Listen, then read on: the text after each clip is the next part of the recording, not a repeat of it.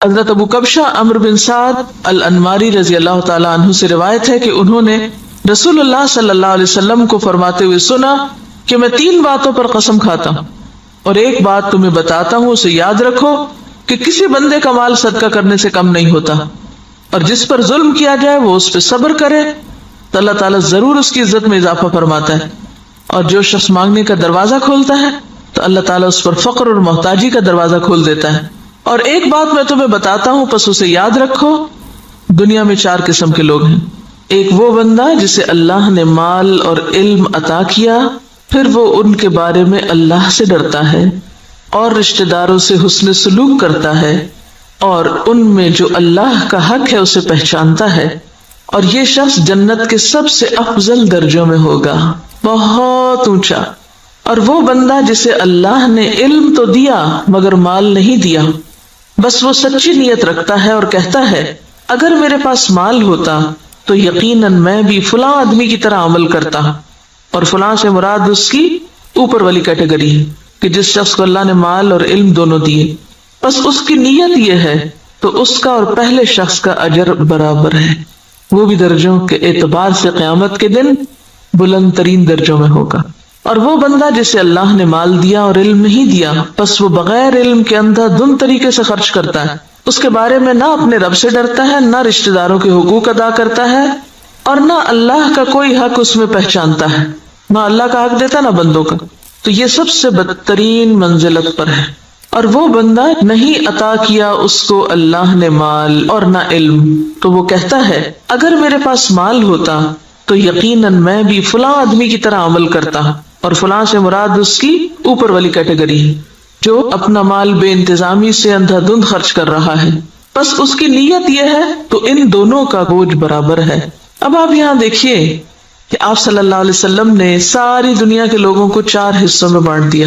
ایک وہ جس کے پاس مال بھی ہے اور علم بھی ہے، اور جس کو اللہ یہ 2 نعمتیں دے دے اس کی خوش قسمتی کا تو کیا ٹھکانا۔ وہ کیا کرتا ہے، مال کو اپنے علم کے ساتھ ایسی ایسی جگہوں پہ خرچ کرتا ہے جہاں سے وہ بہترین فائدے اٹھاتا ہے، یعنی درجہ یا اس کا اجر اور ثواب بہترین پاتا ہے۔ یہ بالکل ایسے ہی ہے کہ جیسے آپ دیکھیں ایک بالکل ان پڑھ تاجر ہوتا ہے جو نہ مارکیٹ کو جانتا ہے، نہ تجارت کے اصول قاعدے جانتا ہے، نہ اسے کوئی پتہ ہے، اور وہ تجارت کرنے کھڑا ہو جاتا ہے، تو وہ مال کہاں لگائے گا، گواں بیٹھے گا، لاس کر لے گا۔ اور ایک وہ ہے جو پڑھا لکھا تاجر ہے، تجارت سے پہلے اس نے ایک ڈگری کی، یا ڈگری نہیں بھی کی تو ایک تجربہ حاصل کیا ہے، اور وہ مارکیٹ کو بھی جانتا ہے، حالات بھی جانتا ہے بہتر طور پر، اب وہ باقی سب سے آگے نکلتا چلا جائے گا، یعنی اس کا جو پروفٹ ریٹ ہے یا اس کا جو نفع کا جو مقام ہے وہ تو بہت آگے، وہ تو تھوڑے ہی عرصے میں بہت کچھ کما جائے گا، کیونکہ اس کو پتا ہے کہ مال کو کہاں لگانا ہے اور کیسے لگانا ہے۔ اس کے برعکس ناسمجھ شخص کچھ بھی نہیں کر سکے گا، مال ضائع کر دے گا۔ جیسے دنیا میں علم والے مال کو بہتر طور پر استعمال کرنا جانتے ہیں، اسی طرح دین کے علم کے ساتھ بھی انسان اپنے مال کی یا منی مینجمنٹ جو ہے اس کی بہترین حسن تدبیر کرتا ہے اور بہترین جگہوں پر خرچ کرتا ہے۔ مثلا بظاہر عام لوگوں کو وہ ایک چھوٹا سا کام نظر آتا ہے، یہ چھوٹی سی نیکی نظر آتی ہے، لیکن اس کے نزدیک وہ بہت بڑی نیکی ہوتی ہے اور وہ سوچ سمجھ کے خرچ کرتا ہے۔ ایسا شخص بعض اوقات چھوٹی چھوٹی نیکیوں سے بھی بہت بڑے درجے پاتا ہے، ذرے سے بھی وہ اجر عظیمہ کماتا ہے، اپنی اچھی نیت کی وجہ سے، اپنے اچھے طریقے کی وجہ سے، سمجھداری کی وجہ سے۔ تو نتیجہ کیا ہوگا، قیامت کے دن وہ اعلیٰ ترین مقام پر ہوگا۔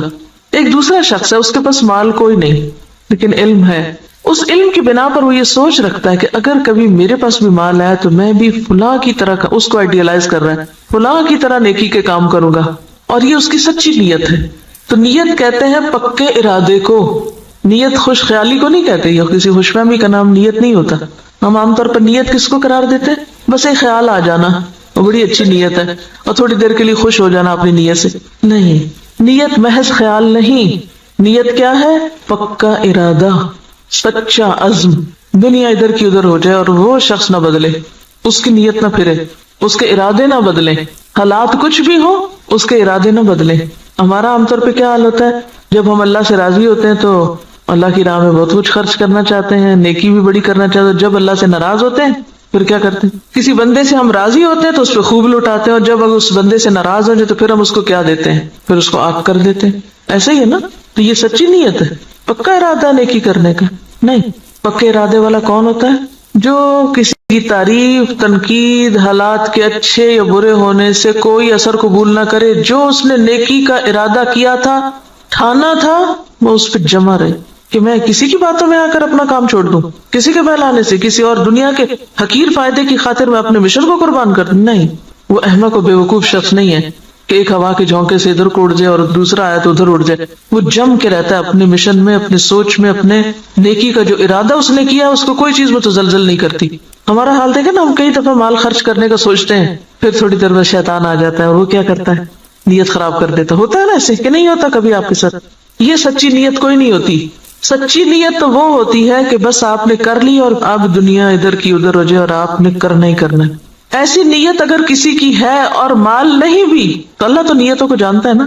ہم عام طور پہ کب کہتے ہیں اللہ نیت جانتا ہے میری؟ صرف خود کو کور کرنے کے لیے. ایسے شخص کو اللہ تعالیٰ بغیر کچھ کیے بھی وہی درجہ دے گا جو ایک کرنے والا کر کے لے رہا ہے. محض نیت کی سچائی کی وجہ سے، ارادے کی پختگی کی وجہ سے، خیر پر استقامت کی وجہ سے. تو یہ چیز دین میں بہت ضروری ہے. تیسرا وہ شخص ہے کہ جس کے پاس مال ہے، علم کوئی نہیں. اب یہ الٹ گیا قصہ. پہلے کے پاس علم تھا، مال کوئی نہیں تھا. اب اس کے پاس مال ہے، علم کوئی نہیں. اب وہ کیا ہے؟ بس جدھر اس کی خواہش نفس کہتی ہے، جدھر لوگ کہتے ہیں، جدھر اور لوگ جو کچھ کر رہے ہیں وہ بھی اندھا دھند وہی مال خرچ کرنا شروع کر دیتا ہے، دکھاوے میں، ریاکاری میں اور دنیاوی شہرت کے لیے. اب ظاہر پوچھ ہوگی. آپ کو پتا ہے کہ ابن آدم کے قدم ٹلیں گے نہیں قیامت کے دن جب تک کہ وہ 5 باتوں کے جواب نہ دے دے. اور اس میں سے ایک سوال کیا ہوگا؟ مال کہاں سے کمایا اور کہاں خرچ کیا، یہ پوچھا جائے گا. ایسا نہیں ہے کہ بس آپ چھوڑ دیے جائیں گے کہ بھیا اللہ میرا مال تھا، میری مرضی. یہ بات نہیں ہے. مال اللہ کی دی ہوئی ایک امانت ہے آپ کے پاس، اس کو اللہ کی مرضی کے مطابق ہی خرچ کرنا ہے. یہ نہیں کہ اگر آپ کو مال مل گیا تو اختیار بھی مل گیا. منمانی کرنے کا اختیار تو نہیں مل جاتا مال ملنے سے. یہ ملتا ہے ویسے ہم نے لیا ہوا ہے. ہم اپنے مال کو خرچ کرتے وقت کیا ذہن میں رکھ کے خرچ کرتے ہیں؟ میرا مال، میری مرضی، کیا مرضی کرو. کوئی سمجھائے بھی تو ہم کیا کہتے ہیں؟ جہاں جی چاہے اڑاؤں. تم کون ہوتے مجھے کچھ کہنے والے؟ میرے پیسے ہیں نا، جو چاہوں کروں. اور وہ اس کی نیت کیا ہے؟ کوئی اس کی نیت نہیں. خاص طور پر جو حدیث کے الفاظ نا قابل غور ہے. لا يصل فيه رحمه ولا يعلم لله فيه حقا. نہ رشتہ داروں کو دیتا ہے اور نہ اللہ کا حق پہچانتا ہے، نہ فی سبیل اللہ خرچ کرتا ہے.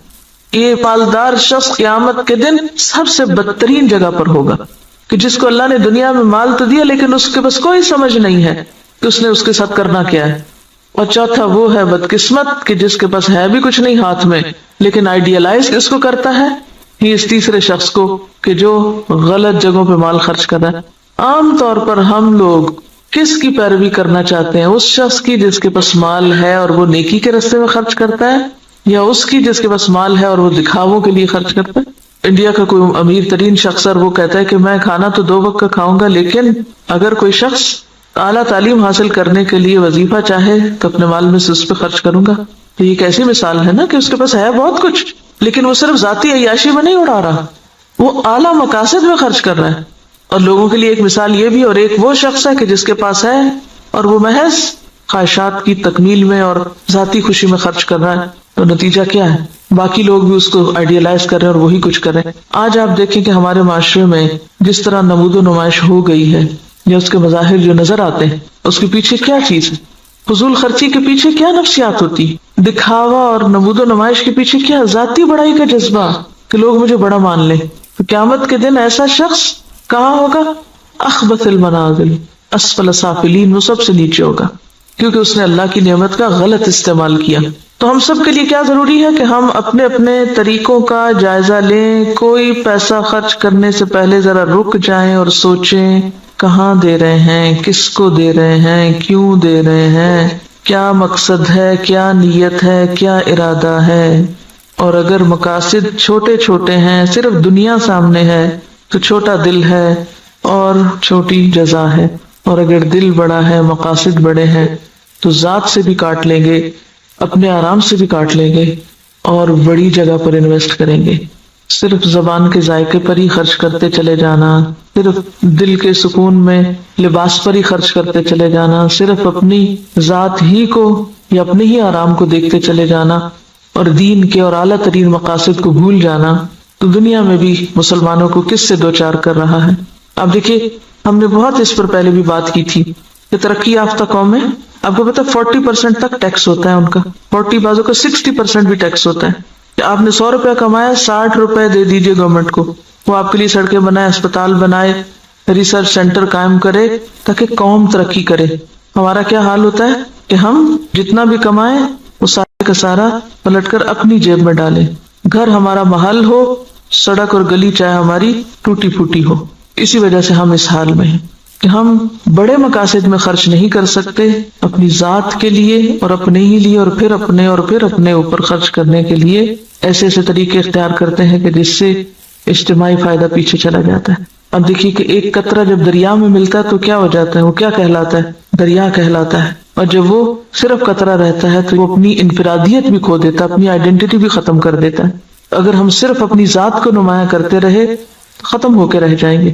اور اگر ہم نے یہ سب کچھ اچھے مقاصد کے لیے اپنے آپ کو بھی اور اپنے مال اور اپنے اوقات کو بھی لگایا تو پھر اعلیٰ ترین منازل پا سکتے ہیں. یہاں جو بات یاد رکھنے کی ہے, بظاہر تو حدیث بالکل واضح ہے, مطلب صاف ہے, سمجھ میں آنے والا ہے, لیکن عملی طور پہ کیا کرنا ہے؟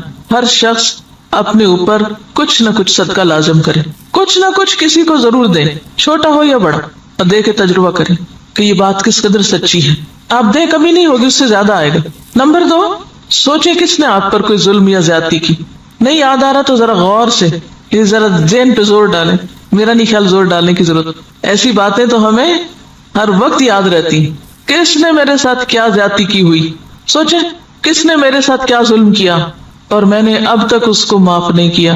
ان سب کو آج معاف کر دیں اور اپنے دل سے ان ظلم و زیادتی کے باتوں کو نکال کے دروازہ بند کر دیں, صاف کر دیں, صفائی کر دیں دل کی. معاف کرنے کا سب سے بڑا فائدہ صرف انسان کو خود ہوتا ہے. اپنا دل اطمینان میں آ جائے گا, اچھا کوئی بات نہیں, وہ بھی انسان ہے نا, پتہ نہیں اس کی کیا کیا مجبوریاں ہیں, اس کو کیا کیا کمی ہے, اس پہ کیا ظلم و زیادتی زندگی میں ہوئی, اس کو کیا کیا محرومی ہوئی, اس کو معلوم نہیں کیسا ماحول ملا, تو اس کو معاف کر دیں. اس کا کہاں سے پتا چلے گا کہ آپ نے معاف کیا؟ آج کے بعد ان باتوں کو زبان پہ نہیں لانا, چھیڑنا نہیں, ذکر نہیں کرنا. ورنہ ہوتا کیا ہے, جب کوئی آپ کو مزید پھر دوبارہ زیادتی کرتا ہے تو آپ جس چیز کو معاف کر چکے تھے اس کو بھی ساتھ جمع کر لیتے ہیں. اگلی زیادتی تو اگلی ہے, پچھلی بھی ساری لے آتے ہیں واپس. کڑوی باتیں نہیں دہرانی, منہ کڑوا ہو جاتا ہے. صبر, برداشت, پی جائیں. یہ صرف آپ کی سوچ کی بات ہے. آپ سوچیں کہ میں نے کر دیا اور آپ دیکھیں کہ اللہ آپ کی مدد کرے گا اور ہو جائے گا, کیونکہ میں نے بارہا اس کا تجربہ کیا ہے, بارہا, اور اتنا فائدہ ہوا ہے. میں تو یہ کہتی اللہ میرے حافظے سے بھی نکال دے, میرے پاس وقت نہیں ہے ان باتوں کو یاد کرنے کا. اور جو زیادتی کرے اس کے ساتھ احسان, وہ بے رخی کرے آپ اس کے پاس چلے جائیں. ہے مشکل, لیکن نبی صلی اللہ علیہ وسلم نے قسم کھا کے یہ بات فرمائی ہے. اگر آپ کو واقعی آپ کی قسم پر اعتبار ہے, آپ یہ سوچیے مجھے اپنے پیغمبر کی قسم کا اعتبار ہے, اللہ میری عزت میں ضرور اضافہ کرے گا اگر میں دوسرے کو معاف کر دوں گا. اور یہاں صرف معاف نہیں کرنے کی بات بلکہ صبر علیہا, کیونکہ جب تک صبر نہ ہو, برداشت نہ ہو, معاف نہیں ہو سکتا. معاف کرنے کے لیے اسے پینا پڑتا ہے, جیسے دوائی کا کڑوا گھونٹ پیا جاتا ہے. اور اگر آپ یہ نہیں کر سکتے نا, پھر اپنی معافی کی بھی توقع کم کر دیں. آپ اگر دوسروں کو نہیں معاف کر سکتے تو مت پھر امید رکھیں کہ آپ کو معاف کیا جائے. اگر آپ واقعی چاہتے ہیں کہ اللہ آپ کی عزت میں اضافہ کرے, کیونکہ سارے کام تو آپ اپنی عزت ہی بڑھانے کے لیے کر رہے ہوتے ہیں لیکن الٹے کر رہے ہوتے ہیں, تو جو نسخہ نبی صلی اللہ علیہ وسلم نے بتایا ہے اس کو عمل کر کے ایک دفعہ دیکھیں. ہے حوصلے کی بات, لیکن کر سکتے ہیں, ایسا نہیں کہ کیا نہیں جا سکتا. اگر آپ اپنی جان کے دشمنوں کو معاف کر سکتے ہیں, حمزہ کے قاتل وحشی کو معاف کر سکتے ہیں, ابو سفیان کی بیوی کو معاف کر سکتے ہیں, ہند کو معاف کر سکتے ہیں, کوئی بدلہ نہیں لیتے, کوئی انتقام نہیں لیتے, کوئی جرمانہ نہیں لیتے, تو وہی لوگ تو پھر آگے جا کے دین کی خدمت اور دین کی عزت کا ذریعہ بنتے ہیں. یہ عمل کا وقت ہے. اور تیسری چیز, لوگوں سے توقع ہٹا دیں, لوگوں کے سامنے ہاتھ نہ پھیلائیں, لوگوں کا بھروسہ چھوڑ کے اللہ پہ بھروسہ کریں, اللہ کی طرف توجہ کریں. کیونکہ جب انسان لوگوں کے سامنے ہاتھ پھیلانے لگتا ہے, لوگوں پہ توقع رکھنے لگتا ہے, تو نتیجہ کیا نکلتا ہے؟ صرف مایوسی ہوتی, صرف حسرتیں ہی جنم لیتی, لوگوں سے استغنا برتے ہیں. کسی شخص کے بارے میں اگر آپ کا علم یقین کی حد تک بھی ہونا کہ یہ شخص میرے لیے برا سوچتا ہے, آپ اچھا سلوک شروع کر دیں. آپ کا حسن اخلاق اس کا ذہن آپ کے بارے میں ضرور بدلے گا. لیکن اگر آپ دوسری طرح معاملہ کرتے رہیں دو چار تانے دے کے، دو چار پچھلی باتیں یاد کرا کے، شکوے شکایتیں کر کے سوال پیدا نہیں ہوتا کہ خود بھی راحت پائیں اور دوسرے بھی آپ سے پائیں، اور آپ ان انعامات کو پا سکیں جو اللہ نے صرف ان قربانی کرنے والوں کے ہی لیے لکھے۔ پہلے حدیث میں مال کا صدقہ ہے، دوسری حدیث میں عزت کا صدقہ ہے، نفس کا صدقہ ہے۔ مال کا صدقہ پھر آسان ہے، عزت کا صدقہ مشکل، لیکن جو جھکے گا وہی بلند ہو سکے گا، اکڑنے والا کبھی بلند نہیں ہو سکتا۔ انک لن تخرق الارض ولن تبلغ الجبال طولا۔ سبحانک اللہم وبحمدک، نشہد ان لا الہ الا انت، نستغفرک ونتوب الیک۔ السلام علیکم ورحمۃ اللہ وبرکاتہ۔